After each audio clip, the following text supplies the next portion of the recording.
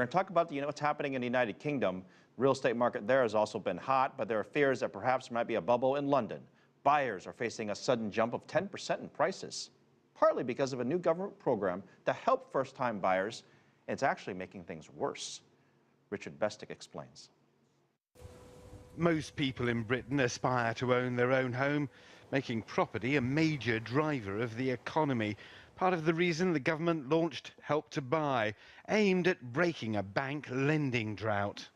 Help to Buy applies to houses costing up to $900,000. First-time buyers need only a 5% deposit. The UK government guarantees another 15%. But a survey out this week from Rightmove, Britain's biggest website property agency, has added to worries the scheme may be creating a London bubble. Rightmove's survey of asking prices in the capital shows a jump of over 10% between September and October this year. An annual rise of 13.8%, with more cash chasing a static property market. Even members of the government have urged caution. Of course we need to be vigilant. Of course we need to be able to moderate it, even turn it off. London, though, isn't typical of the UK, where asking prices generally have risen at 2.8%.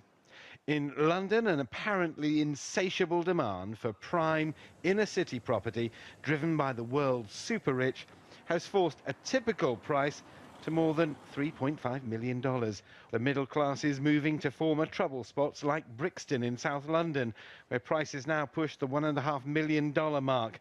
Wine bars and sushi restaurants alongside market stalls catering for West Indian tastes. Well, it's changing. The demographic is changing rapidly because of the only people who can afford to buy property here are those with money. Perhaps London's property prices aren't quite in a bubble yet, but figures last week from the Council of Mortgage Lenders, the people who put up the cash to buy property, warned that lending is at its highest level in 5 years, and much of that is down to the government's Help to Buy scheme. Richard Bestick, CCTV, London.